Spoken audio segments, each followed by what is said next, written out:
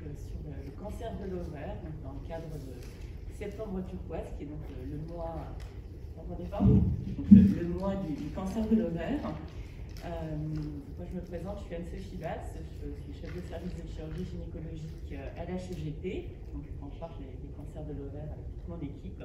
Et donc, je vais modérer cette session avec Marie-Aude Lefebvre-Belda, qui est notre anatomopathologiste spécialisée dans les cancers pelviens et les cancers de l'ovaire.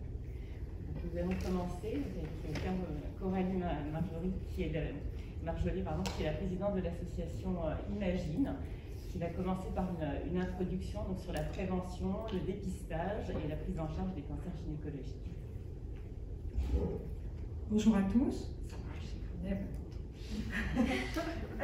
Oui, alors même si c'est une conférence plus dédiée au cancer de l'ovaire, Imagine se consacre à l'ensemble des cancers gynécologiques. L'ancienne présidente Brigitte Massico, qui était là il y a 2 ans maintenant à ma place et qui nous a quittés, disait c'est les cancers du rez-de-chaussée, à la différence du cancer du sein qui sont les cancers du premier étage. Donc nous nous intéressons à tous les cancers du rez-de-chaussée, donc que ce soit le cancer de l'ovaire, le cancer du col, le cancer de l'endomètre, qui est aussi le cancer de l'utérus pour les patientes qui sont avec nous, et le cancer de la vulve et du vagin qui sont plus rares. Donc, qu'est-ce qui est Imagine? Imagine a été créé il y a 7 ans par une dizaine de patientes. Il existait à peu près 70 associations dans le cancer du sein, aucune dans les cancers gynécologiques. C'est des maladies taboues, méconnues, et il était important que la parole des femmes soit aussi portée pour ces maladies-là, qui sont quand même 15 000, il y a 15 000 cancers gynécologiques par an, donc ce n'est pas négligeable. Et c'est pour ça que Imagine a été créé. Imagine s'est donné au début 5 missions, qui étaient d'informer, de sensibiliser, donc de faire connaître ces cancers méconnus, de soutenir et d'accompagner les patientes quand la maladie malheureusement est installée. Et puis petit à petit, et surtout avec l'agrément national du ministère de la Santé que Imagine a obtenu début 2019, Imagine est partie prenante des instances, que ce soit à l'ANSM ou à l'ANSM, pardon, à l'HAS, ou auprès du ministère de la Santé. Et vous le verrez, ce poids des patients qui est très important, parce que souvent on dit qu'on est tous ensemble contre la maladie, les médecins, les professionnels de santé, les patientes, les chercheurs, mais il faut écouter tout le monde parce que les patientes comprennent les documents qui leur sont fournis est essentiel pour qu'elles adhèrent mieux au traitement qui leur est donné. Alors, les différents cancers et les 3 principaux, c'est le cancer de l'ovaire avec à peu près un peu plus de 5000 patientes par an, le cancer de l'endomètre qui est le plus nombreux avec 7 ou 8 000 patientes, et le cancer du col où il y a encore 3000 patientes qui déclarent des cancers du col, alors que nous le verrons, le cancer du col est évitable et on espère que les prochaines générations n'auront plus ce problème à se poser. Alors, justement, dans la prévention et le dépistage, et comme je vous l'ai dit, on a agi auprès des institutions pendant 2 ans. Brigitte Massico avait commencé en interpellant le président de la République en février 2019 dans le cadre du grand débat. Il s'était engagé publiquement pour que le remboursement de la vaccination des garçons soit mis en place. Ça a été long, on a continué le combat de Brigitte et depuis janvier 2021, les garçons comme les filles peuvent être vaccinés dès 11 ans, donc c'est 2 doses de 11 à 15 ans moins 1 jour selon le principe, et ensuite de 15 à 19 ans moins 1 jour, c'est 3 doses. Il faut rappeler que, et là on sort un petit peu des cancers gynéco, mais c'est un combat commun, que les cancers liés au papillomavirus, et je sais qu'à Pompidou, il y a un service ORL qui est très présent dans le domaine, donc les cancers liés au papillomavirus, c'est 6000 cancers par an, hommes et femmes confondus, 2000 hommes et 4000 femmes, c'est 3000 décès par an. 3000 décès, c'est autant que sur la route avant la crise du Covid, donc ce n'est pas du tout anodin, et ces 3000 décès pourraient être évités par une vaccination des filles et des garçons massive, comme ça existe dans d'autres pays, et entre autres en Australie, où maintenant, depuis 2006, les filles et les garçons sont vaccinés dès 9 ans à l'école, et l'OMS a déclaré l'année dernière que les cancers liés au virus HPV étaient en voie d'éradication, donc ça marche, ça fonctionne. Il ne faut pas hésiter autour de vous, si vous connaissez des jeunes, à les inciter à la vaccination pour que les générations futures n'aient pas à subir ces cancers évitables. Il y a aussi, il y a aussi le dépistage par le test HPV, c'était aussi une de nos demandes. Beaucoup d'entre vous connaissent le frottis, en tout cas je le souhaite, ça veut dire qu'elles sont bien suivies. Dorénavant, à partir de 30 ans, le test HPV remplace le frottis. C'est le même geste médical, toujours pour les femmes qui sont devant moi, mais les analyses sont un petit peu différentes. Il permet de détecter la présence du virus plus tôt dans les cellules du col et donc de mieux suivre,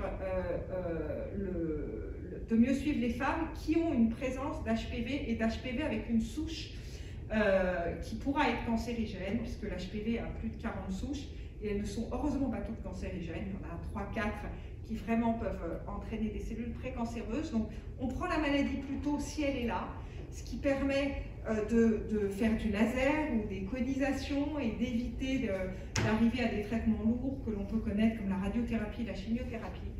Donc, et puis aussi de préserver la fertilité des femmes, donc ça c'est important, puisque dans les cancers gynécologiques, indépendamment de tous les traitements difficiles qu'il peut y avoir, il y a ce problème de fertilité qui se pose souvent. Donc, le vaccin, le dépistage par test HPV, et comme en Espagne par exemple, on peut espérer que quand on parle avec les associations de patientes espagnoles, elles nous disent mais le cancer du col, maintenant c'est une toute petite centaine de patientes qui en meurent chaque année, donc c'est pas loin l'Espagne, culturellement on n'est pas loin non plus, donc s'ils y arrivent, on devrait pouvoir y arriver.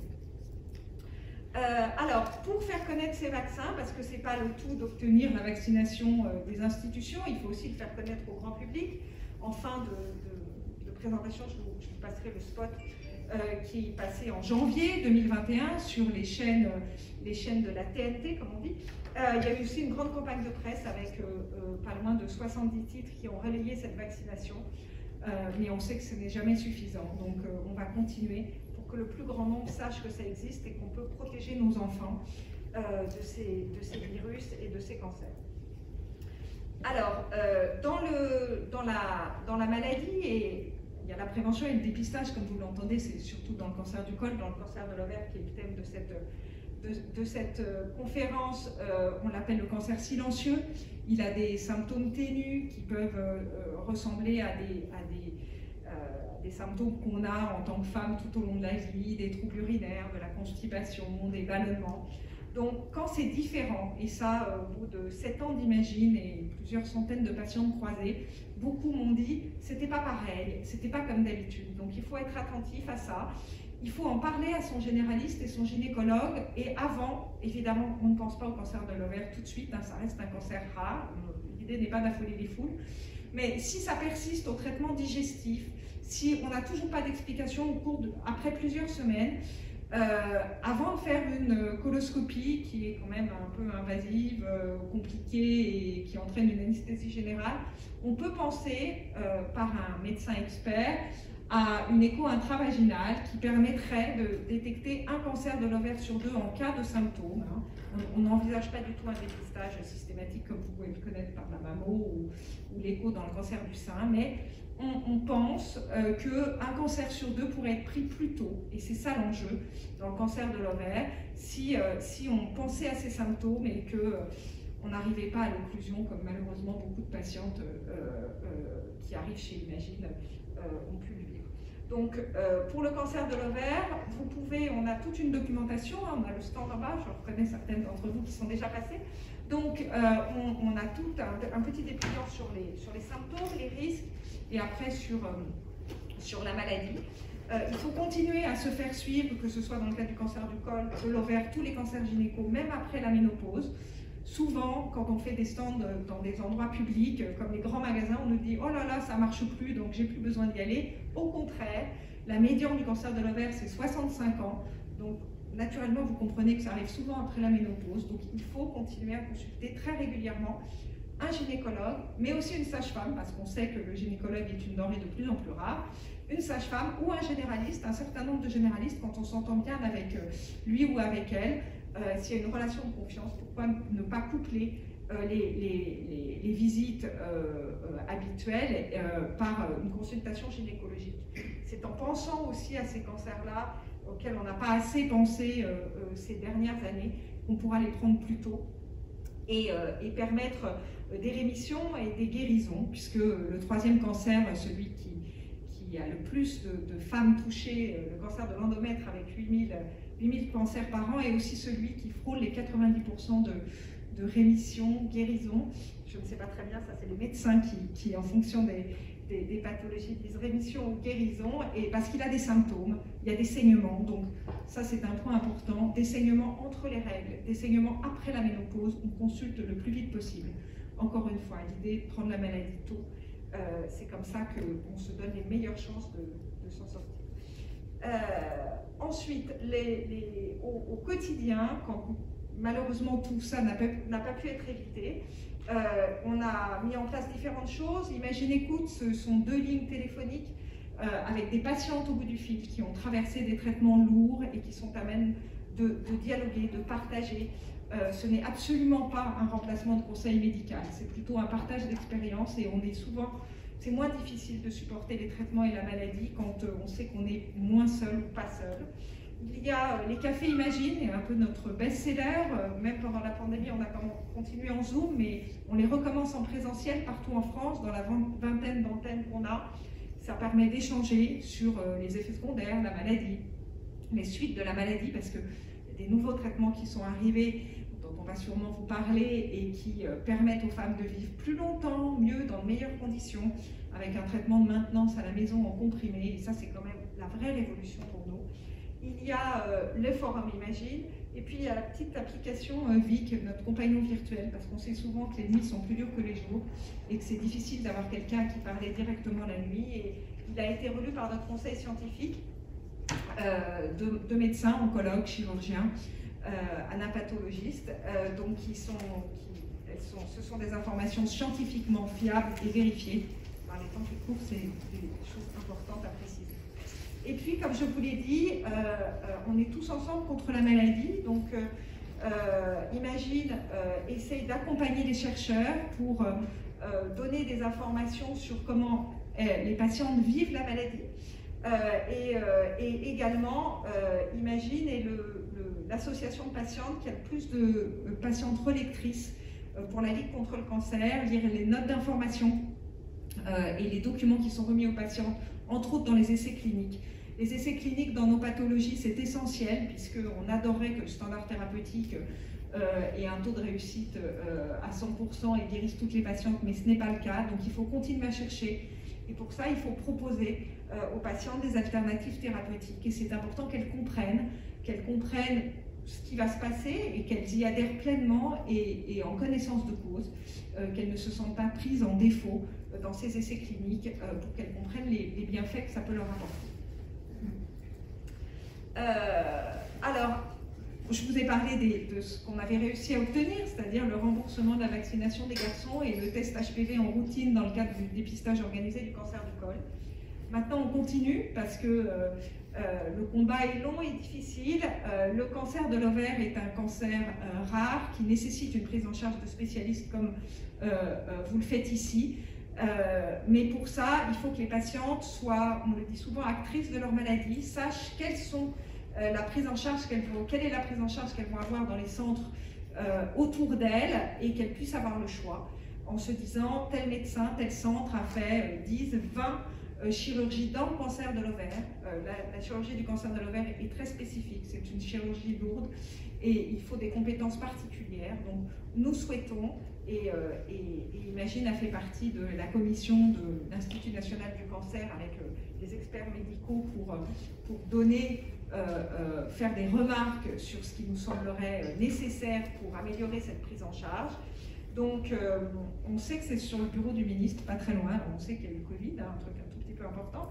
Il a eu du mal à signer ce document, mais on voudrait qu'il signe pour que les patients puissent savoir quels sont les centres experts habilités à les prendre en charge dans les meilleures conditions et savoir quels sont ces critères, c'est-à-dire un plateau de réanimation, une vraie réunion pluridisciplinaire, puisque un certain nombre de centres petits qui pensent sûrement bien faire, mais ont tendance à se réunir avec eux-mêmes, tout seuls, dans des maladies assez compliquées comme le cancer de l'ovaire, il est important de discuter entre radiologues, chirurgiens, oncologues, anapatologistes. Tout le monde doit être consulté pour savoir comment traiter au mieux ces pathologies. Et puis l'autre point, et comme vous l'avez compris, c'est des cancers méconnus, y compris par les généralistes et les gynécos, et la quantité de gynécos qu'on peut croiser, ou de généralistes qui nous disent on n'en voit jamais. Alors il y a 6 000 gynécos, il y a 15 000 cancers gynécos par an. Nous, on a du mal chez Imagine à comprendre le rapport de ces deux chiffres. Donc on voudrait et on demande en formation initiale des médecins et ensuite tout au long de la formation continue qu'il y ait plus d'informations sur les cancers gynécologiques pour qu'une fois que les traitements digestifs habituels, les maladies habituelles n'aient pas porté leurs fruits, ils pensent aussi au cancer gynécologique et qu'on prenne la maladie plus tôt, puisque c'est des vraies chances données aux patientes de pouvoir les prendre en charge le plus rapidement possible. Donc on vous invite, et nous continuerons à diffuser les campagnes grand public, à distribuer les supports pédagogiques. Donc comme il y a beaucoup de professionnels de santé devant moi, surtout n'hésitez pas, on est là pour vous les donner, on est là pour vous accompagner, pour être ensemble, pour soutenir les patients. Et on espère que tout cela va porter ses fruits. Je vais vous diffuser le petit clip, si j'y arrive. Donc le clip a été diffusé à la télévision et sur les réseaux sociaux en janvier, et depuis il a obtenu 2 prix, le prix des caducées, des professionnels de santé, de la presse de santé et des industriels, et aussi le prix, alors là j'avoue que c'est plus la boîte de production et ça m'échappe un peu plus, l'équivalent du Festival de Cannes de la pub pour les prix pro bono, pour les spots pro bono. Donc on espère que les jeunes, ça va les interpeller, qu'ils vont en parler à leurs parents et qui vont se vacciner, et qu'on va enfin quitter ces sphères de 22, 23, 27% de vaccination, alors que dans les pays limitrophes, on est à plus de 80%. Je vous le passe. Et puis on s'est fait un bisou, sauf que c'était pas une galoche, mais ça a duré quand même longtemps. On m'a dit il y avait des trucs genre la meuf et tout. Et puis on s'est fait un bisou, sauf que c'était pas une galoche, mais ça a duré quand même longtemps. On m'a dit il y avait des trucs genre la meuf et tout dessus. Ça prend pas des trucs de film porno, hein? Qu'est-ce qu'ils aiment ici, moi je sais pas, genre... Tu sais ce que c'est le clito? Tu sais ce que c'est ce genre de conneries? Bien sûr que oui, je sais quoi le clito. Ouais, mais quoi? Tu check direct, faut pas que tu perdes de temps. C'est qui va ken ce can-là? Les gars, mais il est encore plus saut en fait. Il a que de la... Aujourd'hui, ils en parlent. On va faire comme ça. Et avant tout contact sexuel, la seule façon d'éviter les cancers liés au papillomavirus chez l'homme et la femme est de vacciner dès 11 ans nos filles et nos garçons. Et puis on s'est fait un... Voilà.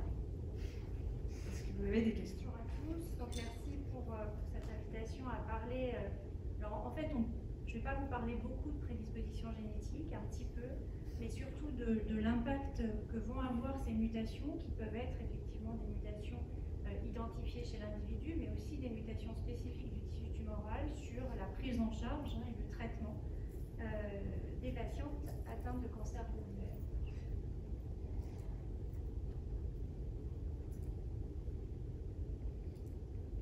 Alors d'abord, les cancers de l'ovaire peuvent survenir dans 2 grands cadres, dans 2 grands syndromes de prédisposition génétique. D'une part, les formes héréditaires de cancer du sein et de l'ovaire qui sont associées à une mutation constitutionnelle, c'est-à-dire une mutation présente dans toutes les cellules de l'individu, de 2 gènes qui sont les gènes BRCA1 et BRCA2. Et puis il y a un certain nombre de cancers de l'ovaire qui peuvent survenir dans le cadre d'une autre forme héréditaire de cancer, qui sont ce qu'on appelle le syndrome de Lynch, et qui sont la présence donc, de mutations constitutionnelles, donc dans toutes les cellules de l'organisme, 2 gènes qui sont les gènes qui sont inscrits ici. Alors ce qu'on peut remarquer, c'est que dans les 2 cas de figure, il s'agit d'anomalies qui vont conduire à des défauts de réparation de l'ADN, c'est-à-dire des défauts de réparation de notre génétique, et qui vont conduire à l'acquisition par certaines cellules d'anomalies au cours du temps et la transformation de ces cellules en cellules tumorales. Les 2 systèmes de réparation qui sont touchés sont différents. Le système qui est dit de recombinaison homologue, qui est un système de réparation qui sert à réparer les cassures dans la molécule d'ADN, donc les cassures des chromosomes, qui peuvent survenir quand les cellules sont agressées ou quand les cellules se répliquent.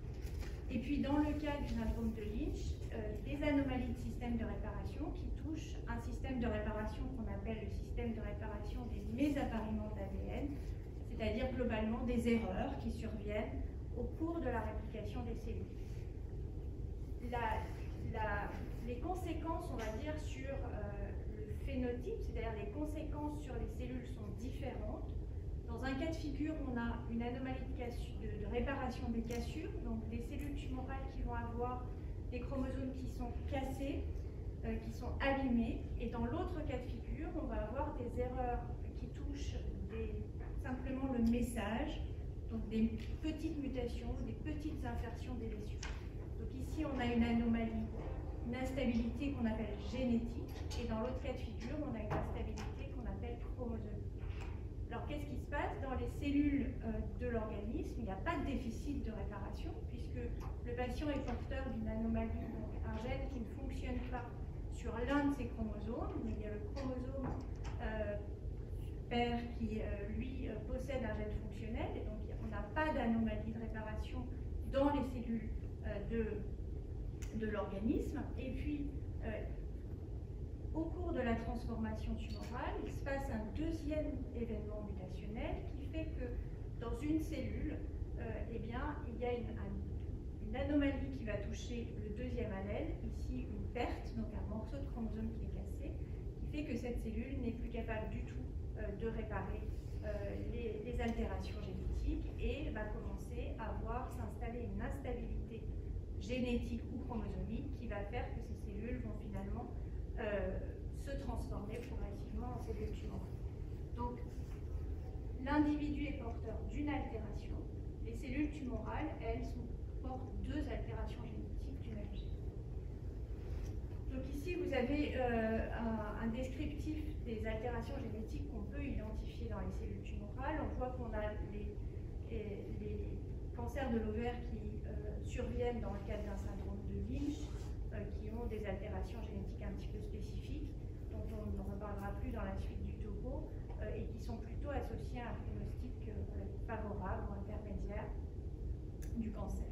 Puis on va parler essentiellement de ces tumeurs-là, qui sont les tumeurs les plus fréquentes, qui sont associées à donc, un défaut de réparation par recombinaison homologue, donc défaut de réparation des cassures double brin de l'ADN, avec un facteur de risque majoritaire qui sont ces mutations soit de BRCA1, soit de BRCA2 au niveau constitutionnel.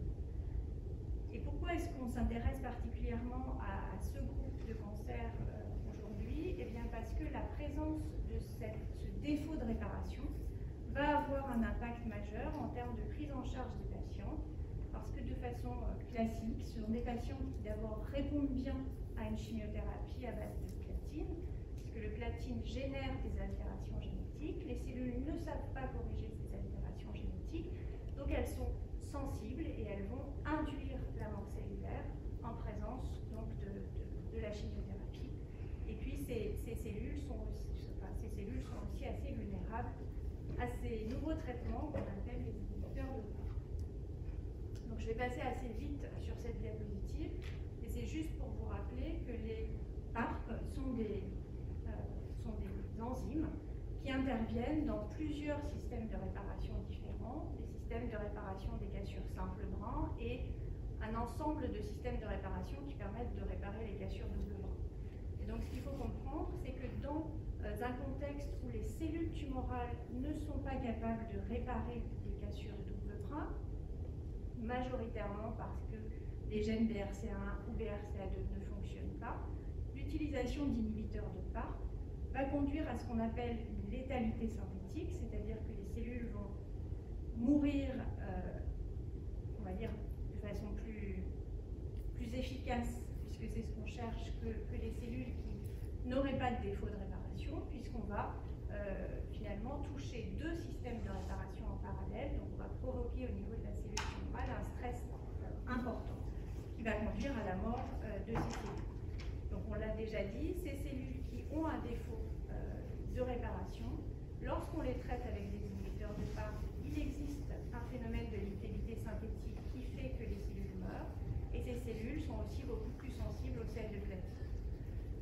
Donc aujourd'hui, l'utilisation des inhibiteurs de PARP dans la prise en charge des cancers de l'ovaire, elle est conditionnelle ou pas à la mise en évidence d'altérations génétiques dans les gènes BRCA1 et BRCA2 en fonction des molécules, en fonction des lignes de traitement. Donc et ici, vous avez les résultats d'une étude qui montre qu'effectivement, la présence de mutations dans les gènes BRCA1 ou BRCA2 est associée à une survie prolongée des patientes et donc une réponse au traitement chez les patientes avec un cancer du sein. Quand on regarde l'éventail d'altérations génétiques possibles identifiées dans les cancers de l'ovaire, on s'aperçoit qu'effectivement, on retrouve des mutations de ces gènes de la réparation, BRCA1 ou BRCA2. On voit que c'est les mutations qui sont les plus fréquentes associées à un défaut de réparation dans ces cellules, et que ces mutations peuvent être constitutionnelles, c'est-à-dire elles existent dans le cadre d'une prédisposition familiale au cancer, mais elles peuvent être aussi somatiques, c'est-à-dire identifiées dans le tissu tumoral, sans pour autant que cette altération existe au niveau constitutionnel. Et puis, il y a d'autres mécanismes qui peuvent être associés à un défaut de réparation des cassures double brin, puisqu'on a vu que la voie de réparation compte évidemment les gènes BRCA1, BRCA2, mais aussi tout un tas d'autres gènes qui participent à cette réparation.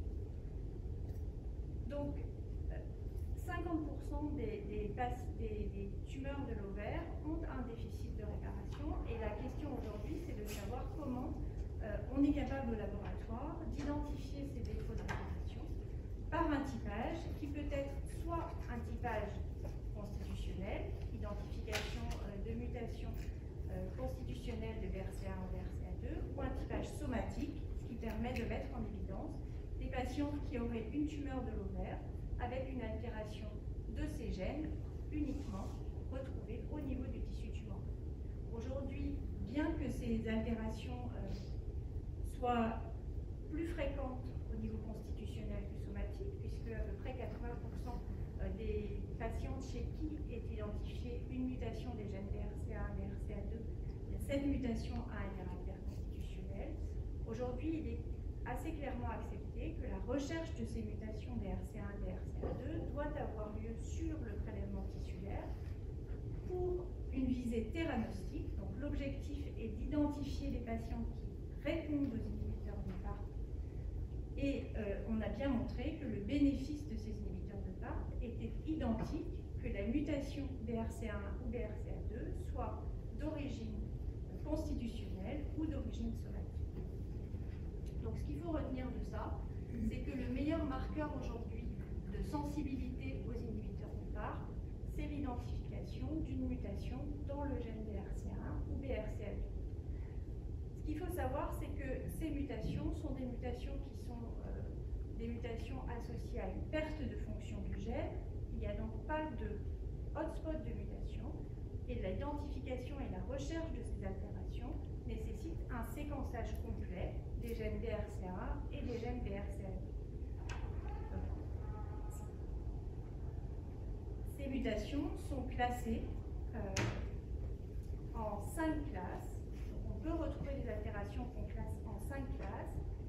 Des mutations qui sont classées bénignes, des mutations qui sont classées likely bénignes, des mutations qui sont classées variantes de signification inconnue, likely pathologique ou pathologique. Et ça, c'est important, puisque les mutations qui sont associées à un défaut de réparation et associées à une sensibilité au traitement sont des mutations qui sont classées de classe 4 ou de classe 5, à savoir likely pathologique ou pathologique. Il est rapporté de manière assez fréquente des mutations de signification inconnue qui ne doivent pas être considérées comme des mutations associées à une perte de fonction des gènes BRCA1 ou BRCA2. Comment est-ce qu'on effectue ce typage? On effectue ce typage sur le tissu, donc sur une biopsie ou sur un fragment de pièce opératoire tumorale. En général, ce sont des tissus qui sont avancées. Et on utilise des technologies qui sont des technologies de séquençage de nouvelle génération pour identifier ces variants. On identifie de manière propre les mutations de ces gènes et les variations du nombre de copies, c'est-à-dire les pertes de gènes. Parmi les autres événements génétiques qui peuvent être associés à une altération, un dysfonctionnement de la réparation des cassures double bras, on a des phénomènes qui sont des phénomènes dits épigénétiques, c'est-à-dire une absence de mutation des gènes BRCA1, mais un mécanisme qui fait que ce gène n'est plus exprimé par les cellules tumorales. Et on voit ici que les tumeurs pour lesquelles il existe une anomalie d'expression du gène BRCA1 sont des tumeurs qui répondent mieux à une stratégie par inhibiteur de PARP. Enfin, l'autre question, c'est de savoir s'il faut aller plus loin que l'identification des mutations BRCA1, BRCA2, en s'intéressant finalement aux autres gènes qui participent à la réparation des cassures double bras et qui sont représentés ici. Donc, ce qu'on voit, c'est que la fréquence de ces altérations par rapport aux mutations BRCA1, BRCA2 est relativement rare. On a ici environ autour de 5% des cancers de l'ovaire qui présentent une mutation dans un autre gène de la voie de réparation des cassures. La recherche de ces altérations ne se fait pas en routine de soins, elle peut être faite dans le cadre de projets de recherche et en particulier dans le cadre de ce projet GREAT qui est piloté par Arcagie Gynéco, dans lequel la tumeur de l'ovaire va être analysée sur un ensemble de gènes et pas uniquement sur des gènes BRCA1, BRCA2. Alors la problématique de ce type de recherche est de savoir s'il existe un lien fonctionnel entre un défaut de fonctionnement de l'un de ces gènes et des données cliniques, à savoir l'association avec un défaut de réparation et deux, l'association avec une meilleure réponse thérapeutique aux inhibiteurs de PARP. Et on voit dans ce travail, qui est un travail in vitro, que tous les gènes impliqués dans le mécanisme de la réparation ne sont pas associés de la même manière à un défaut de réparation. On voit ici les gènes BRCA1 et BRCA2 qui peuvent nous servir de contrôle et dans lesquels on voit qu'effectivement la réparation est très diminuée. Et puis un certain nombre de gènes ici, comme le gène FANC-C ou ici, un niveau de réparation finalement qui est tout à fait normal, même lorsque l'un de ces deux gènes sont délétés. Si on regarde les recommandations, on voit que dans les recommandations de l'ISMO, la recherche des mutations de BRCA1 ou BRCA2, soit en somatique, soit en constitutionnel, est un bon prédicteur de réponse, et ce n'est pas le cas des gènes qui appartiennent au système de réparation des cassures, pour lequel la validité clinique reste aujourd'hui marginale. Alors la dernière possibilité, c'est de passer d'un test de génotypage, c'est-à-dire d'identification d'une mutation, à un test qui s'apparente à un test de phénotypage, avec ce qu'on appelle l'identification des cicatrices génomiques.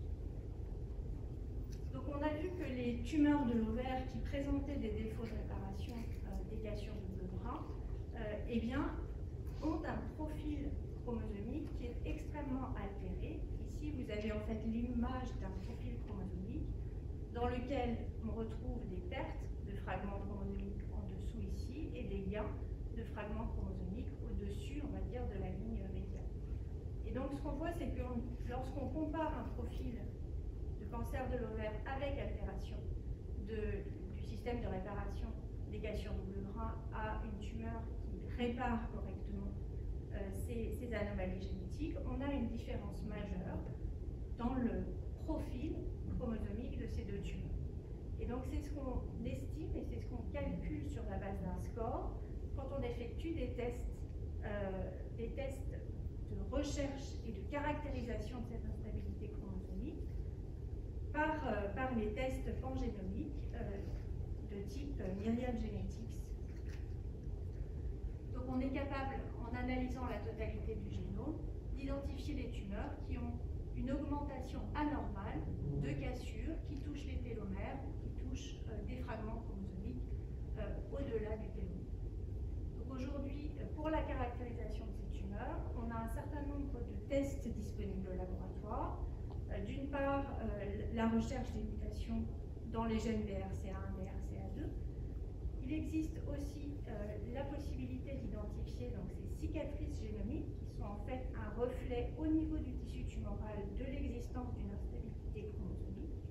Et puis, il y a un certain nombre de tests fonctionnels que je n'ai pas à développer ici.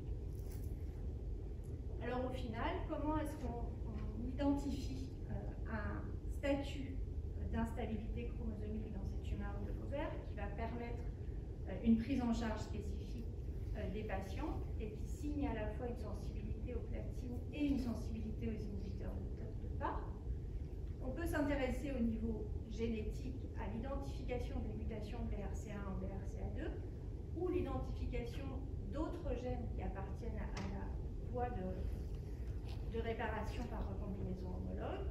Et on peut éventuellement travailler soit au niveau constitutionnel, soit au niveau somatique, donc recherche de ces altérations directement sur le tissu. On peut s'intéresser à des anomalies épigénétiques et rechercher ce qu'on appelle une hyperméthylation des promoteurs du gène, donc qui sont associés à l'absence d'expression des gènes par le tissu tumoral, très peu en constitutionnel, et c'est quelque chose, c'est un événement qui est majoritairement somatique. Et puis ensuite, on peut s'intéresser à regarder finalement le phénotype de ces tumeurs, c'est-à-dire l'identification de ce qu'on appelle des cicatrices, définies par des scores de déficit de recombinaison homologue, par l'analyse du nombre de cassures identifiées sur les chromosomes de ces tumeurs. Et tout ça doit évidemment être évalué en termes d'impact clinique et de prise en charge des patients. Je suis chirurgien gynécologue au sein du service du professeur Batz. Donc on va effectivement rentrer dans le vif de la prise en charge de ce cancer, qui est un cancer rare. Et je vais essayer de vous faire comprendre comment on le traite du point de vue chirurgical. Donc c'est une des étapes de la prise en charge de ce cancer. Donc un petit mot pour vous rappeler que c'est vraiment un cancer rare, qui touche 4% des cancers de la femme. Et on a à peu près 4000 nouveaux cas par an. Le pic d'incidence, c'est chez les femmes ménopausées. Et nous avons à peu près 60 cas chaque 5000 femmes âgées de 65 à 69 ans. C'est un cancer qui malheureusement est de mauvais pronostic, car comme nous avons dit et qu'on va revoir, on le découvre en phase avancée. Et on a à peu près 5% de forme familiale. Juste un petit rappel anatomique, donc je vais vous mettre plein des petits schémas pour que j'essaie de vraiment vous communiquer au maximum quel est notre rôle de chirurgien pour pouvoir apporter un réel bénéfice dans la prise en charge de ces cancers. Donc tout d'abord, l'ovaire et l'utérus se localisent au niveau du pelvis, donc au sein de la cavité abdominopelvienne. Et comme vous pouvez voir dans ces dessins, donc l'utérus, il est situé entre la vessie devant et le rectum derrière, deux organes qui peuvent être effectivement touchés lors de la chirurgie de ces cancers quand celui-ci est en stade avancé. Donc plus précisément, ici vous allez voir le rapport très étroit entre la trompe et l'ovaire. Une partie de l'ovaire, il est vraiment enveloppé par les franges tubaires. Et cette relation très étroite au niveau anatomique a été longuement étudiée à tel point que maintenant on sait que le cancer de l'ovaire prend origine effectivement des franges tubaires qui enveloppent une partie de l'ovaire et qu'ensuite ce cancer se propage au niveau de l'ovaire. Donc on sait effectivement que les lésions tumorales peuvent effectivement s'originer au niveau de la trompe et envahissent que secondairement l'ovaire. Donc ici, un petit schéma pour vous faire comprendre comment ce cancer se propage et comment nous, en tant que chirurgiens, pouvons du coup aller réaliser l'exérèse de cette maladie. Donc la lésion qui part au niveau de la trompe se propage au niveau de l'ovaire Et ensuite, l'ovaire, qui est un organe libre au sein de la cavité abdominopelvienne, présente son cancer en surface et le cancer commence effectivement à donner des petites cellules qui s'éparsèment au sein de la cavité abdominopelvienne. Donc, la lésion part tout en bas du pelvis, mais étant l'ovaire au sein d'une grande cavité qui est la cavité abdominopelvienne, se propage au sein de l'abdomen.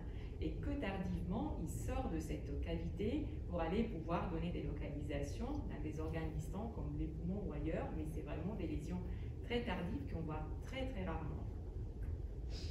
Donc, la propagation au sein de la cavité abdominopelvienne, que vous voyez ici représentée, est gérée par une circulation du liquide intra-abdominal en raison d'un mouvement qui s'est créé au sein de notre abdomen dû au mouvement respiratoire. Donc il y a vraiment une sorte de circulation qui s'est faite dans ces sens qui va faire en sorte que les cellules tumorales suivent également cette circulation et nous avons par exemple souvent des localisations derrière le foie, plus fréquemment que par rapport à derrière la rate, vraiment dû au fait de cette circulation au sein de notre cavité abdominopelvienne qui est due effectivement à nos mouvements respiratoires qui vont permettre un mouvement constant du diaphragme, qui est ce muscle en forme de parachute qui sépare notre cavité abdominopelvienne de la cavité thoracique. Donc, la propagation de ce cancer est donc au niveau péritonéal et c'est un concept qui est extrêmement important à vous faire comprendre pour que vous puissiez comprendre nos gestes chirurgicaux. Et le péritoine, c'est vraiment un organe qui peut être très abstrait. Donc, imaginez-vous une sorte de pellicule transparente qui enveloppe l'ensemble de tous les organes qui sont dans la cavité abdominopelvienne.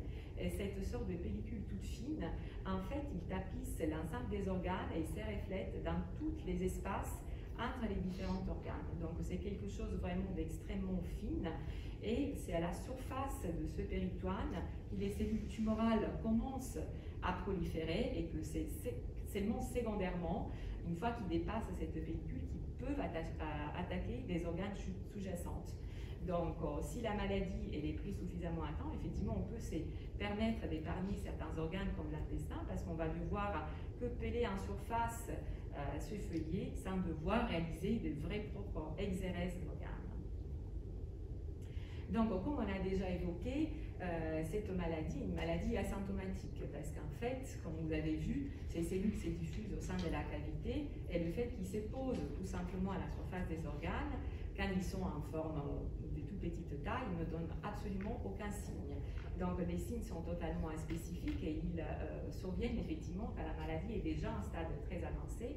Donc on peut avoir des douleurs, on peut avoir des ballonnements, on peut se sentir un peu fatigué, on peut avoir une perte d'appétit, une perte de poids. Et c'est effectivement des symptômes qu'on peut avoir à tout moment de notre vie. Donc il ne faut pas qu'on s'alarme plus que ça quand on a un de ces symptômes ponctuels. Mais effectivement, si on voit que notre corps présente une ensemble de ces symptômes, ben, ça ne coûte rien d'aller voir effectivement son propre médecin pour leur faire part donc, de ces symptômes. Et donc, normalement, la consultation avec un médecin traitant ou avec un gynécologue déclenche forcément un examen clinique qui peut aussi ne pas mettre en évidence effectivement d'anomalies, mais que couplé, comme on a dit tout à l'heure, avec un bilan d'imagerie, une simple échographie et éventuellement un bilan biologique avec les dosages des marqueurs, ça nous permet effectivement d'évoquer l'hypothèse diagnostique du cancer de l'ovaire et du coup d'être pris en charge dans un centre expert qui se doit effectivement de gérer ces types de pathologies rares. Donc, comme on a déjà évoqué, nous n'avons pas de dépistage pour cette maladie, c'est-à-dire on n'a aucun moyen pour déceler cette maladie à un stade précoce. Donc, il y a eu beaucoup d'études qui ont été réalisées avec la réalisation des échographies tous les 6 mois, tous les ans, couplé éventuellement à un dosage de CA125. Mais le fait de faire une échographie à un dosage de CA125, ça ne nous permet pas, dans la population générale, de pouvoir dépister, donc de pouvoir mettre en évidence cette maladie à un stade précoce et de pouvoir donc mieux la traiter. Nous pouvons par contre, pour ce type de cancer, réaliser une prévention secondaire. Donc on peut intervenir avant que la maladie se développe, seulement chez les patientes luttées, avec la réalisation d'une annexectomie bilatérale qui s'appelle appelle de réduction de risque chez les femmes qui sont porteuses d'une mutation génétique. Donc nous pouvons aller proposer à un âge qui est aux alentours des 40-45 ans l'ablation des ovaires plus les trompes pour réduire le risque que la maladie pour laquelle elles sont prédisposées peut éventuellement survenir. Donc la stratégie thérapeutique est une stratégie qui consiste à réaliser donc, une chirurgie, donc l'exérèse de la maladie, et une chimiothérapie, donc un traitement systémique qui passe dans tout le corps pour pouvoir bien évidemment agir en synergie pour la chirurgie pour traiter cette maladie. Donc je laisserai ensuite la parole au Dr Delannoy pour vous expliquer la deuxième étape de cette stratégie thérapeutique. Donc allons-y, c'est focalisé sur l'étape chirurgicale, donc que se doit d'être réalisé dans un centre expert. Donc c'est un concept qu'on a déjà évoqué, mais sur lequel je pose vraiment l'attention parce que c'est une pathologie rare, du coup il y a peu de cas et on se doit d'être soigné dans des centres qui ont vraiment toute compétence pour la prise en charge de cette pathologie rare. Cette étape chirurgicale est fondamentale parce que nous permet de faire le diagnostic, c'est-à-dire lors de la célioscopie ou de la laparotomie, je vous expliquerai les différences, on peut aller récupérer un petit prélèvement tumoral qui sera donc examiné par notre anatomopathologiste et qui nous donnera donc le diagnostic de cancer de l'ovaire et nous permettra de savoir quel type précisément de cancer de l'ovaire s'agit.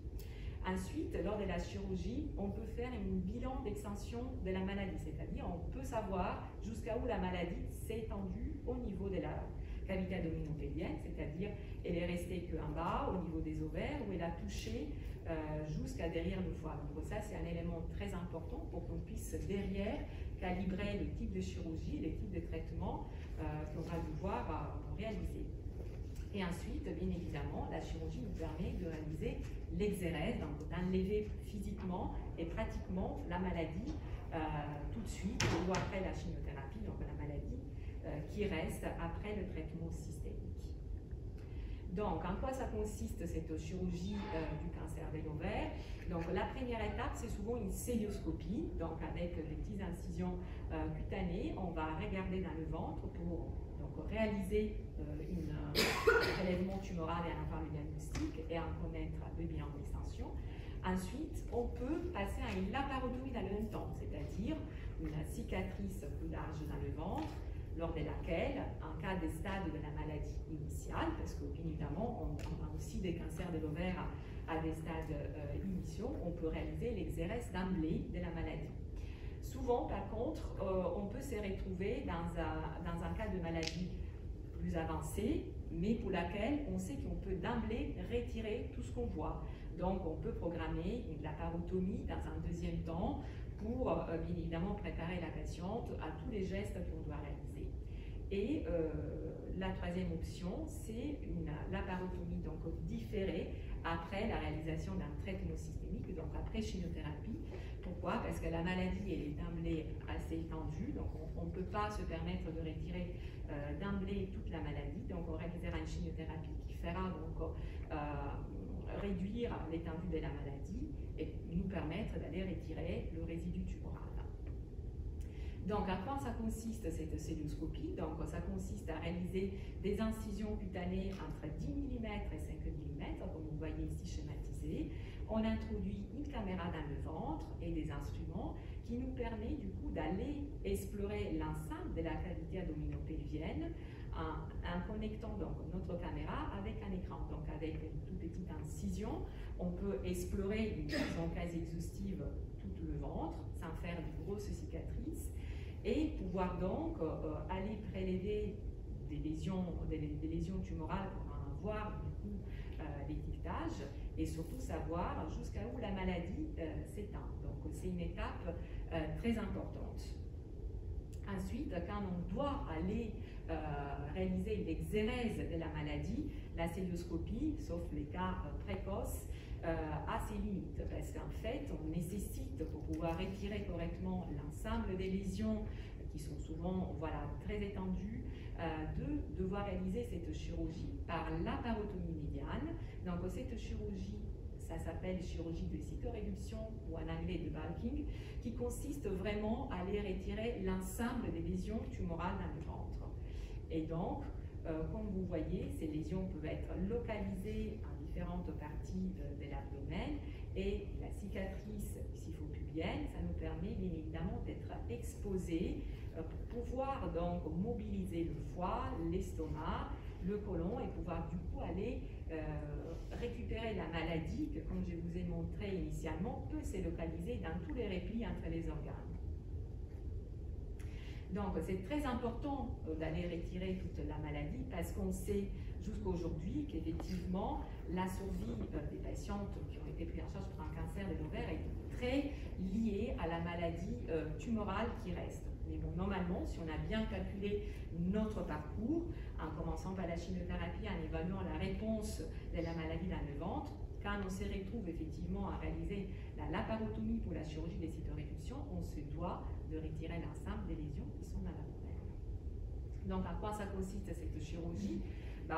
Classiquement, on se doit de retirer l'utérus avec la masse ovarienne. On se doit de retirer l'épiplomb, donc c'est un tablier de gras qui est accroché ici, vous voyez la ligne d'insertion au niveau de l'estomac et ici au côlon. C'est une sorte, je dis, de tablier de gras qui recouvre les intestins, qui a pour but d'aspirer les sérosités au niveau de l'abdomen, et le fait de le retirer, ça n'implique pas effectivement des séquelles, mais c'est une bonne éponge qui prend bien toutes les cellules tumorales, donc le fait de le retirer, ça réduit effectivement énormément la masse tumorale au niveau de l'abdomen. On peut être amené à réaliser des résections digestives si jamais le feuillet péritonéal a été dépassé par la maladie et l'organe a été touché. On peut être amené à réaliser l'exérèse des coupeaux diaphragmatiques. Ici, on a le thorax dans notre schéma. Ici, c'est le diaphragme, donc c'est ce muscle en forme de parachute qui sépare l'abdomen du thorax. Et souvent, on est amené à retirer donc, le feuillet péritonéal qui recouvre ce muscle donc derrière le foie, où c'est une siège souvent de localisation de la maladie. Et parfois, on peut être amené aussi à retirer la rate. Dans certains cas, le geste de chirurgie des cytoréductions peut être couplé à un curage ganglionnaire. En quoi ça consiste? Ça consiste à l'exérèse des ganglions au niveau du pelvis ou au niveau lombortique. Qu'est-ce que sont les ganglions? C'est des petites épongettes qui longent tous les vaisseaux de notre corps. Ça, vous voyez représenter les vaisseaux au niveau pelvien, ici les vaisseaux au niveau abdominal avec la veine cave inférieure et l'aorte.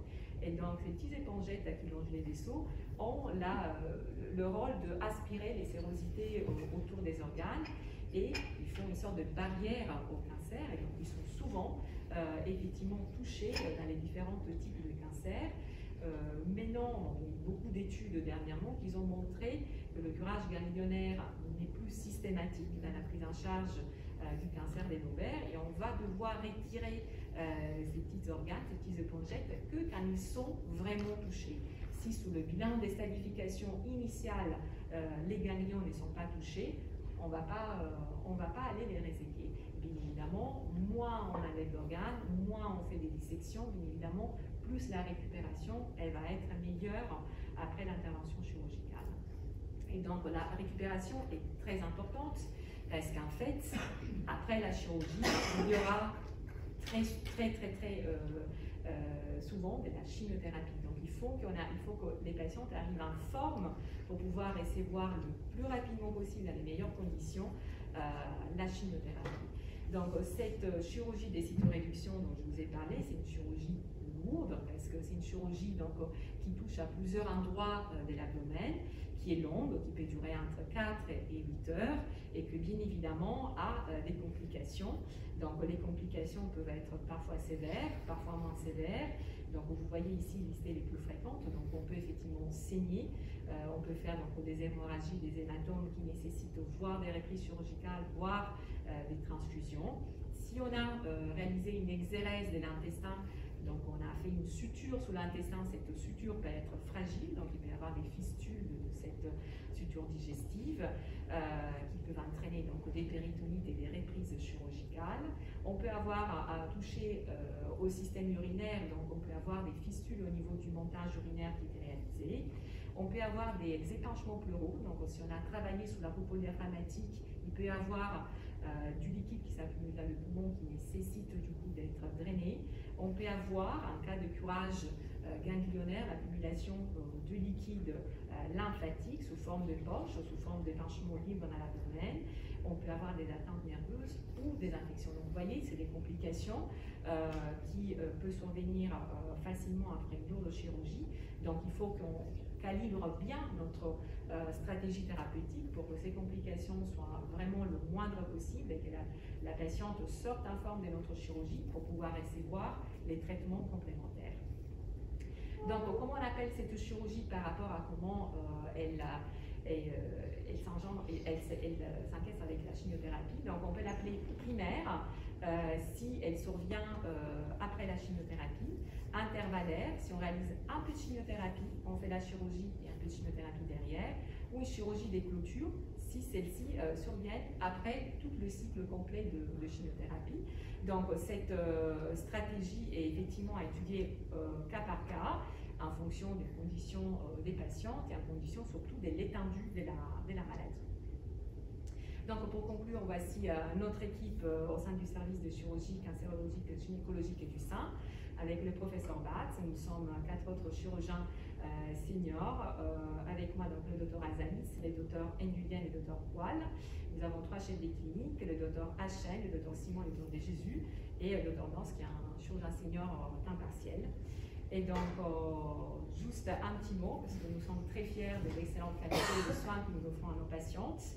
Ça nous a été bien reconnu sous le dernier palmarès de Le Point, parce que nous sommes 4e pour la prise en charge du cancer de l'ovaire dans toute la France, et nous sommes les premiers en Île-de-France et à PHP, et nous sommes également premiers en Île-de-France et à PHP pour la prise en charge du cancer de l'utérus. Donc voilà, nous formons une super équipe avec bien évidemment tous les membres de la réunion de concertation pluridisciplinaire au sein de laquelle on discute toutes nos prises en charge. Et donc voilà, ça me faisait plaisir de vous partager cette belle fierté. Voilà, merci beaucoup. Voilà, je vais vous parler du traitement médical du cancer de l'ovaire, puisque ça ne va pas se résumer à la chimiothérapie. C'est ce que je vais vous montrer par la suite. Et si je devais définir le traitement médical du cancer de l'ovaire, je dirais que c'est un traitement de longue haleine, mais qui a eu récemment de beaux progrès, et puis on espère bien avoir encore. Donc je vais vous proposer un petit peu une vue d'avion de ce qui s'est réalisé au cours des 20 dernières années pour la prise en charge du cancer de l'ovaire. Alors, quel est le traitement de départ? Bien sûr, Marion vous l'a dit, c'est la chimiothérapie. La chimiothérapie, c'est l'association de 2 médicaments, le carboplatine et le Taxol. Le carboplatine, c'est un traitement qui va cibler l'ADN et générer ce qu'on appelle des cassures double brin. Et c'est typiquement le genre de dommage à l'ADN qu'une bonne partie des cellules tumorales du cancer de l'ovaire ne savent pas réparer. Donc on a vraiment un effet qui est majeur des sels de platine, et en particulier le carboplatine pour la prise en charge du cancer de l'ovaire. On va l'associer au Taxol. Le Taxol, lui, cible en particulier le squelette des cellules, ce qui va empêcher la division cellulaire et la migration.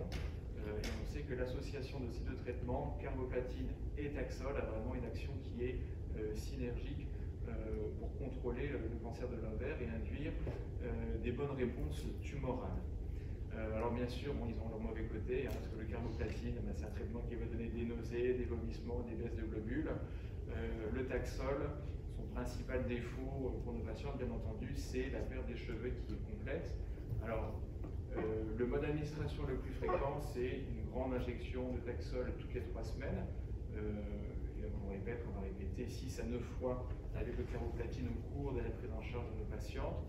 Alors il y a d'autres schémas alternatifs, on peut faire des petites doses de Taxol en fractionnant toutes les semaines, mais ce qu'on gagne sur la perte des cheveux, on le perd sur la tolérance, que ce soit sur la neuropathie, que peut aussi donner le Taxol, même d'un point de vue hématologique, et finalement le traitement devient plus dur, et sachant que si on veut garder les cheveux, il faut aussi avoir un casque froid sur la tête avec une réussite qui est plus ou moins aléatoire. Il faut être vraiment rigoureux à chaque administration du Taxol. Ça permet surtout de garder une chevelure que de garder la chevelure initiale avant de débuter le traitement. Enfin, dernière toxicité, surtout le Taxol, c'est que c'est toxique pour les veines et donc on a besoin de mettre en place un porte-à-4 pour pouvoir administrer le traitement. c'est d'autant plus important que derrière, il va y avoir des traitements intraveineux pour une bonne partie de temps, au-delà même de la chimiothérapie. Alors, quel est le bénéfice de la chimiothérapie? Alors, ce que je vous présente, c'est les résultats d'une étude qui date des années 2000, où on compare le carbotaxol, qui est là pour but dessus, avec le cisplatin-taxol, qui est un peu l'ancêtre, qui alors lui avait une toxicité rénale, il fallait impérativement hospitaliser les patients 1 à 2 nuits pour faire les traitements, et on voit que l'efficacité est à peu près similaire, une toxicité plus manière, donc c'est devenu le standard à peu près à cette époque. Alors, ces courbes que je vous montre, vous n'êtes pas forcément très familier, c'est ce qu'on appelle les courbes de survie. Et ce qu'on regarde sur ces courbes-là, c'est la survie sans progression, c'est-à-dire le moment entre l'administration de la première goutte de chimio et le moment où les patients vont rechuter. Donc chaque petite marche que vous voyez, c'est une patiente qui va rechuter au cours du temps. Il y a 2 points d'intérêt sur ces courbes-là. Celle que je vous montre, c'est le moment où 50% des patientes auront rechuté, c'est ce qu'on appelle la médiane de survie. Et un autre point qui est intéressant de regarder, c'est le plateau qui se dessine à la fin.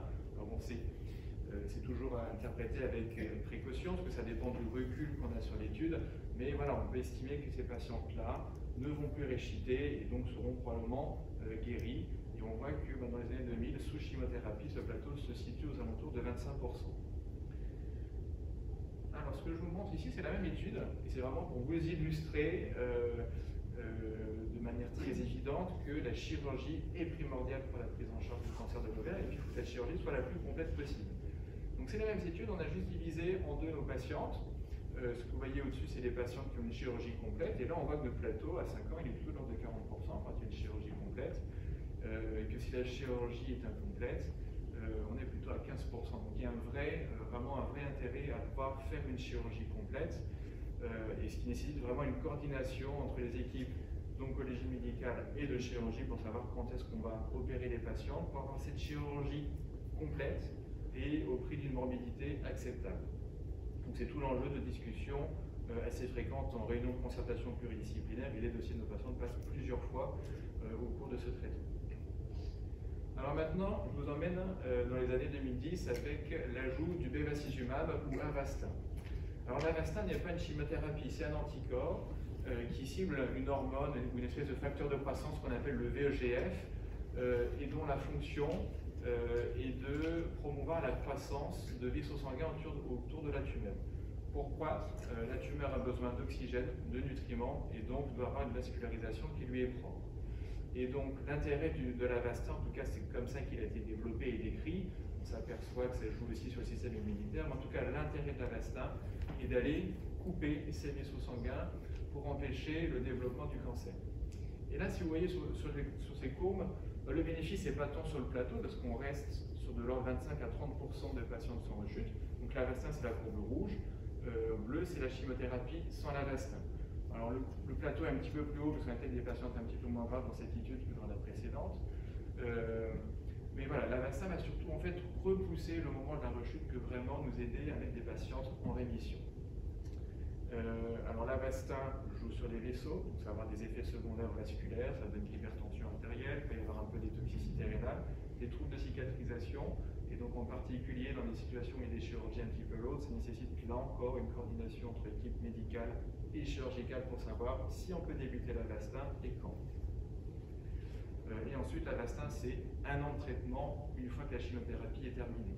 Donc ça rajoute du temps de traitement, de prise en charge. Alors après, la toxicité est bien moindre qu'une chimiothérapie, donc la qualité de vie va être meilleure sous Avastin en principe que sous chimiothérapie, mais ça reste quand même 1 an de traitement supplémentaire.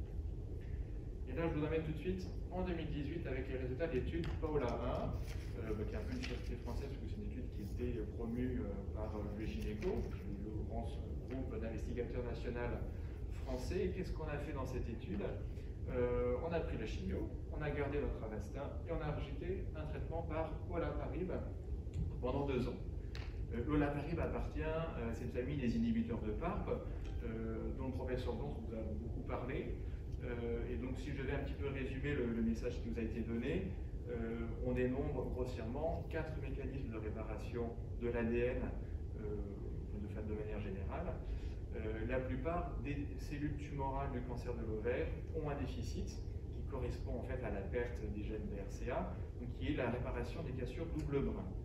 Les inhibiteurs de PARP vont aller inhiber les autres mécanismes de réparation, en particulier un, et ce qui va faire que cette cellule est perdant schématiquement deux mécanismes de réparation de l'ADN, les cellules tumorales vont accumuler plein de mutations, ce qui va devenir incompatible avec la survie de ces cellules tumorales.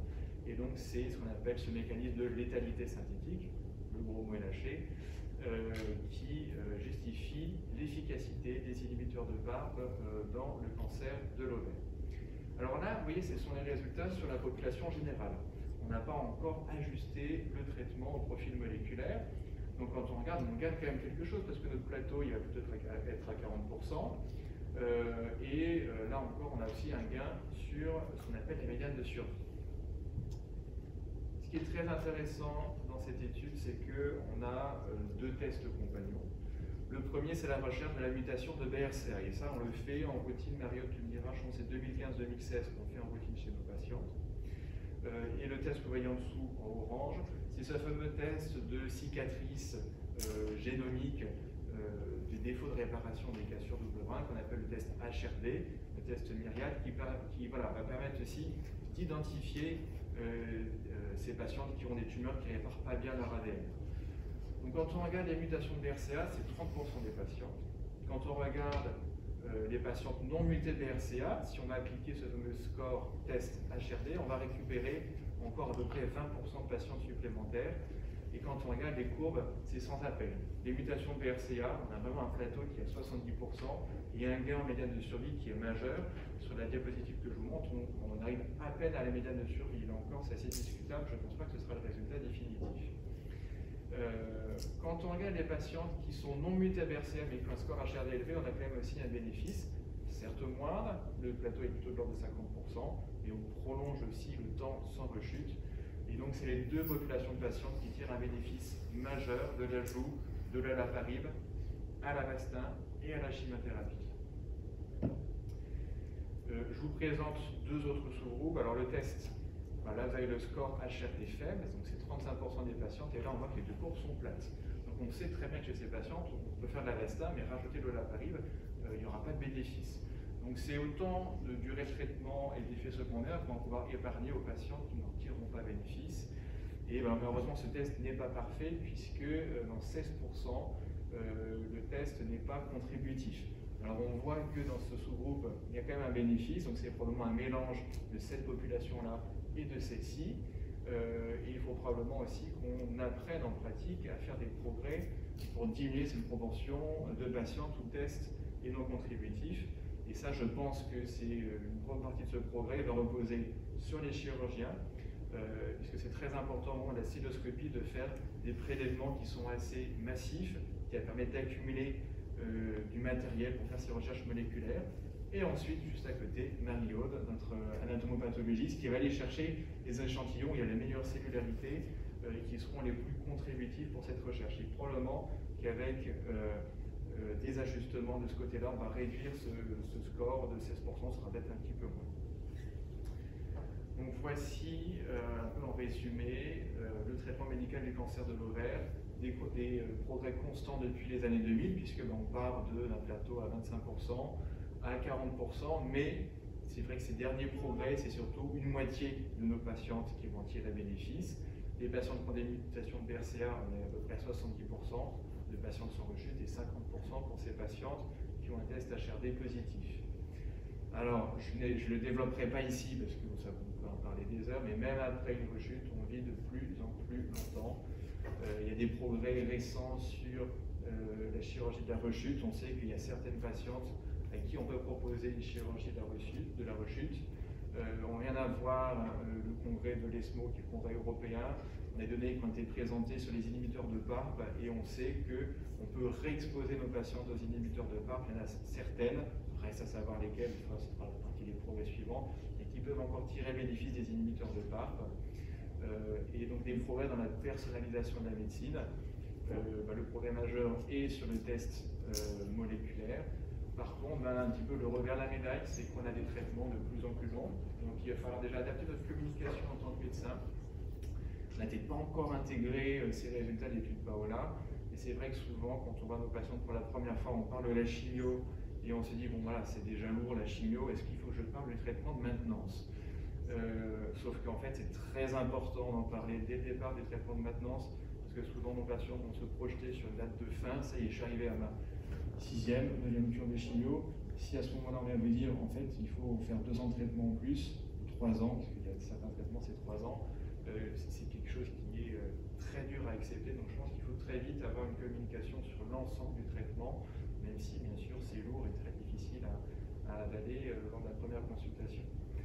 Ça va justifier du coup d'un accompagnement, ne serait-ce que pour l'observance des traitements, surtout des traitements qui vont se faire, qui sont des thérapies orales, parce que le patient va être le seul gestionnaire de son traitement, donc il faut l'encourager dans l'observance de son traitement, l'aider à gérer ses effets secondaires, et puis il y a tout un travail où il faut travailler sur l'image corporelle, l'estime de soi, un support psychologique. Donc ça c'est très important si on veut que nos patientes soient observantes. C'est aussi un cas de chance pour elles.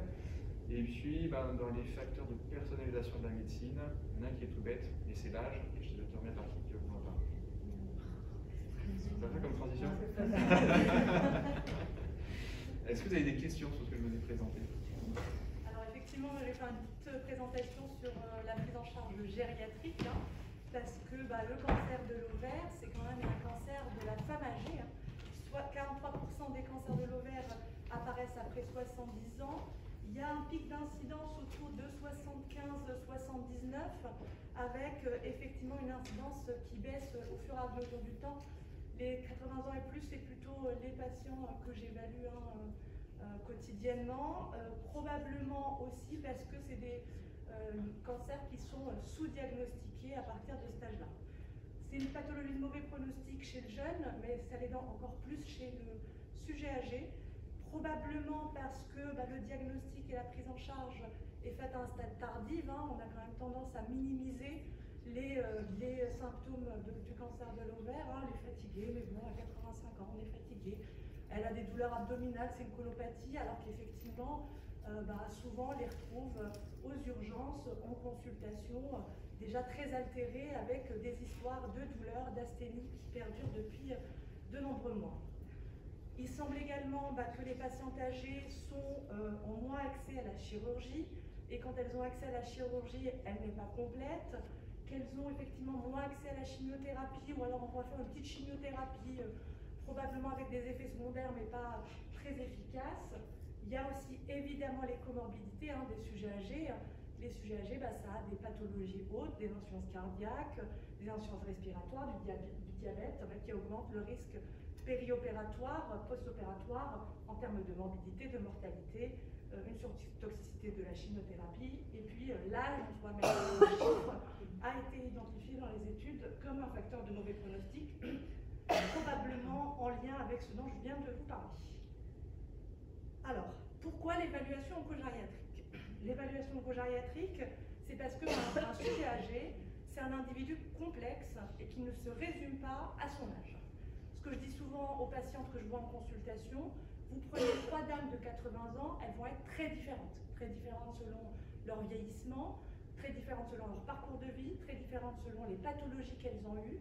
Et évidemment, cet âge-là est insuffisant pour décider de faire ou pas un traitement.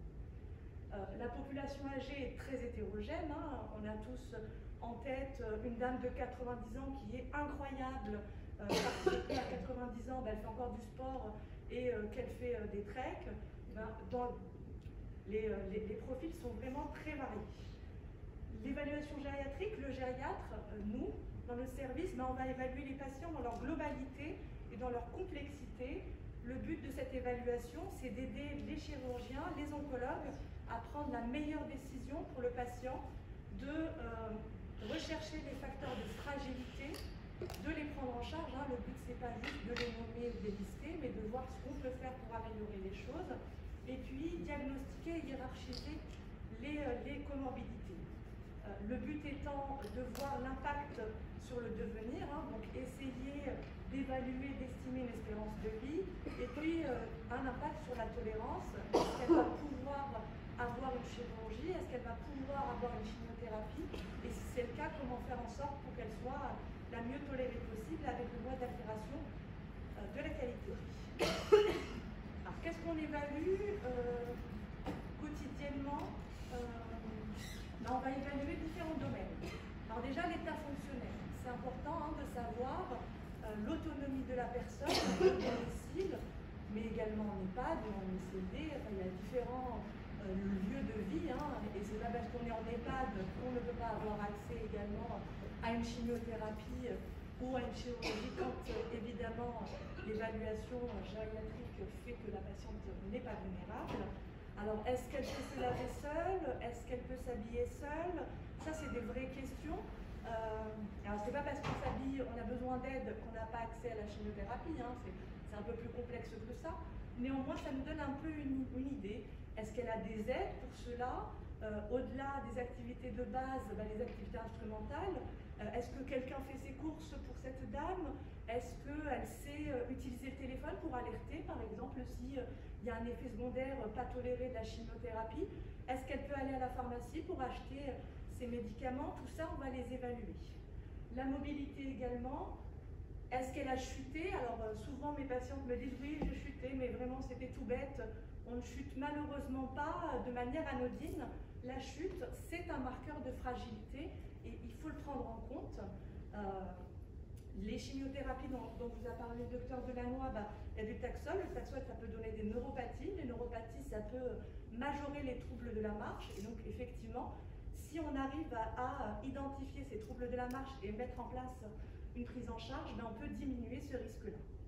L'état nutritionnel, les patientes avec un cancer de l'ovaire, elles sont dénutries, elles perdent du poids. Donc on va poser plein de questions sur l'alimentation, sur cette perte pondérale. On va doser l'albumine, etc., etc. On va aussi évaluer l'état cognitif parce que c'est important. Est-ce qu'il y a des troubles de la mémoire? Des troubles de la mémoire qu'on dit normal pour le vieillissement. Au fur et à mesure du temps, on a tous une mémoire qui décline, mais de manière non pathologique, ou est-ce que c'est des problèmes de mémoire pathologique, type maladie d'Alzheimer ou autre? Est-ce qu'il y a des problèmes psychiatriques, une anxiété, une dépression? Une annonce de maladie, c'est toujours très compliqué, et encore plus chez le sujet âgé, et ça peut effectivement faire en sorte qu'on tolère moins le traitement.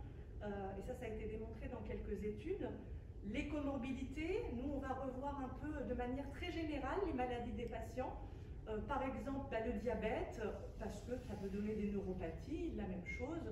L'HTA, parce qu'on va mettre les patients sous bevacizumab, et donc effectivement, il faut qu'on équilibre le traitement, et ça on peut le faire avec un spécialiste ou seul avec un avis parallèle. On va regarder aussi les médicaments, parce que souvent, les patientes âgées, elles ont 4 ordonnances, celle de l'ophtalmo, celle du cardiologue, celle du médecin généraliste, et il suffit qu'il y ait quelques soucis cognitifs, et elles vont prendre trois mêmes médicaments, parce que sur une ordonnance, il y a le générique, sur l'autre, il y a la marque, et il peut y avoir d'autres problématiques qui peuvent arriver. Et puis on va regarder l'environnement familial, parce que c'est très important, alors social, amical, la gardienne qui peut être aidante. Parfois, il y a des patientes qui refusent la chirurgie parce qu'elles ont leur époux qui a des troubles cognitifs, qui ne peut pas rester seul à la maison et qu'elles ne veulent pas le laisser 5-6 jours. Et à ce moment-là, nous, on peut mettre en place des choses pour que la femme puisse aller en hospitalisation le mieux possible. Comme je vous disais, le but, c'est d'évaluer la capacité de ces patients à tolérer le traitement. Et puis, grossièrement, on va classer ces dames-là en trois classes, mais vraiment très grossières. Celles dont on dira qu'elles ont un vieillissement réussi, c'est-à-dire qu'elles n'ont pas d'éléments de fragilité gériatrique. À ce moment-là, elles vont être traitées comme une femme jeune. Et à ce moment-là, nous, gériatres, on n'a aucune plus-value. Donc, elle va être, on va dire, dans un circuit classique.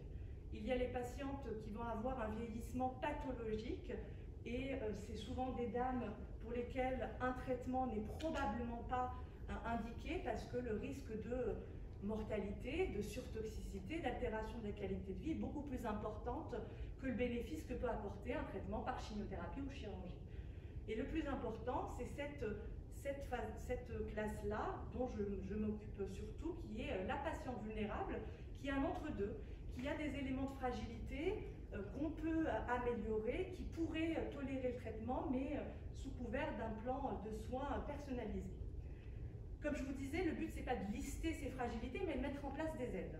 Alors nous, on n'est pas seuls, hein, les gériatres, on a des assistantes sociales, on travaille avec le réseau, il y a le réseau Paris-Ouest avec qui on bosse vraiment de manière assez étroite pour mettre en place les aides à domicile, l'HAD, etc. etc. On peut effectivement prescrire de la kiné, de la rééducation motrice. On a également un service de SSR dédié oncogériatrique pour parfois encadrer les premières chimios, parce qu'on se dit oui, c'est possible probablement de faire cette chimiothérapie. Néanmoins, on voudrait quand même que les premières cures se fassent dans un milieu médicalisé pour s'assurer que les effets secondaires ne sont pas importants et qu'on puisse les prendre en charge. Parfois en post-opératoire, des chirurgies, parce que la chirurgie de l'ovaire, c'est une chirurgie complexe et lourde.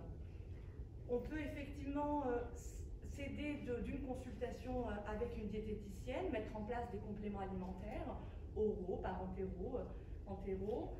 On peut effectivement orienter les patientes vers une consultation en psychiatrie, de soutien psychologique. Et comme je vous disais, on réévalue les pathologies et on révise l'ordonnance. Juste deux petites études sur l'intérêt de l'évaluation gériatrique. Alors, ce qu'on s'est rendu compte, c'est que l'évaluation gériatrique, ça permettait quand même d'identifier des éléments de fragilité qui n'étaient pas connus des cancérologues. Une belle étude multicentrique belge, en fait, où ils avaient évalué tous les patients de plus de 70 ans qui étaient considérés comme vulnérables par un gériatre. L'idée étant d'envoyer cette évaluation gériatrique à l'oncologue référent et de lui avec effectivement tous les éléments de fragilité et de lui demander un mois plus tard s'il avait lui-même, tout seul, vu qu'il y avait ces éléments. Et en fait, on se rend compte que 51% des malades avaient des problèmes gériatriques qui n'étaient pas reconnus par l'oncologue. Pas parce que l'oncologue fait mal son travail, hein, mais parce que l'oncologue, il a une consultation où il doit expliquer la pathologie, le pronostic, les traitements, les chimiothérapies, les effets secondaires, prescrire un scanner, prescrire un suivi, et tout ça, ça prend du temps. Donc c'est vrai que nous, on a une expertise gériatrique, et puis on a plus de temps en termes de consultation que les spécialistes d'organes. Est-ce que l'évaluation oncogériatrique apporte d'autres informations? Oui, elle permet d'identifier en fait des facteurs prédictifs de la faisabilité des traitements. Alors malheureusement, et ça c'est aussi un message important, il y a très peu d'études dédiées au sujet âgé. Néanmoins, il y a eu une équipe de Lyon avec le professeur Freyer qui avait publié une étude en 2005. L'idée était d'évaluer la faisabilité d'un traitement par carboplatine cyclophosphamide, qu'on ne fait plus aujourd'hui. Mais ce qui en est ressorti, c'est qu'effectivement, quand on était déprimé, quand on était dépendant pour la toilette, l'habillage, pour faire ses courses, le ménage, eh ben, on était plus à risque d'avoir des toxicités supplémentaires. Et qu'au niveau de la survie, la polymédication, le fait d'avoir beaucoup de médicaments, ça veut dire qu'on a beaucoup de pathologies, et la dépression ressortait également en termes de survie. Ça ne veut pas dire que quand on est déprimé, il ne faut pas être traité, mais ça veut dire qu'il faut être très vigilant et prendre en charge en amont ces fragilités. Autre étude du professeur Falandry, là, ce qu'elle faisait, c'était d'évaluer la faisabilité du carboplatine seul, qui a été démontré 10 ans plus tard qu'il n'avait aucun intérêt chez le sujet âgé en tout cas, et qui, elle, a élaboré un score de vulnérabilité gériatrique qui comprenait l'albumine, les ADL, donc le fait de s'habiller, se laver seul, de marcher seul, d'aller aux toilettes seul, etc. Les IADL, comme je vous disais, c'est le ménage, le fait de faire ses courses, d'être autonome pour ses traitements, pour les finances, etc. Un taux de lymphocytes bas qui signe une immunodépression, et puis l'HAD, c'est une échelle d'anxiété et de dépression. Et ben, ce qu'elle avait démontré, c'est qu'en fait, quand il y avait plus de 3 de ces points, ça diminuait la survie et le fait de finir le traitement, parce que le but, c'est pas juste de faire une chimiothérapie et de s'arrêter, et que ça augmentait les toxicités liées au traitement et les hospitalisations non programmées.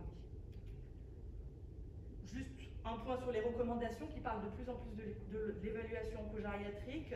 Pour la chirurgie, le centre expert, on en a parlé, mais une évaluation au cas par cas pour les patients de plus de 80 ans. Idem pour la chimiothérapie, où il est recommandé de faire voir les patients de plus de 80 ans par un gériatre. En conclusion, le cancer de l'ovaire est une pathologie du sujet âgé. Il est nécessaire de dépister les fragilités. Ça va permettre de prendre en charge de manière globale ces patientes-là et d'aider les chirurgiens, les oncologues à la prise de décision, détecter les facteurs gériatriques qui peuvent limiter ou contre-indiquer ces traitements-là, et puis de mettre en place surtout des mesures correctives qui peuvent rendre possible le traitement. J'insiste sur la collaboration oncologue-chirurgien-gériatre qui est dans notre centre assez impressionnante. Enfin, j'ai travaillé dans d'autres centres où c'est plus compliqué. C'est vrai qu'ici, on a une vraie place, on nous écoute et c'est important d'avoir des débats. On n'est pas forcément souvent d'accord, mais on arrive à une décision finale et cette décision, elle est certainement la mieux pour les patients qu'on soigne. Et puis, comme je le disais, malheureusement, il y a peu d'études dédiées aux sujets âgés. Je pense qu'il est important d'inclure les sujets âgés vulnérables dans des essais cliniques dédiés pour qu'on puisse avoir des traitements spécifiques, des prises en charge spécifiques au vu de leur vulnérabilité.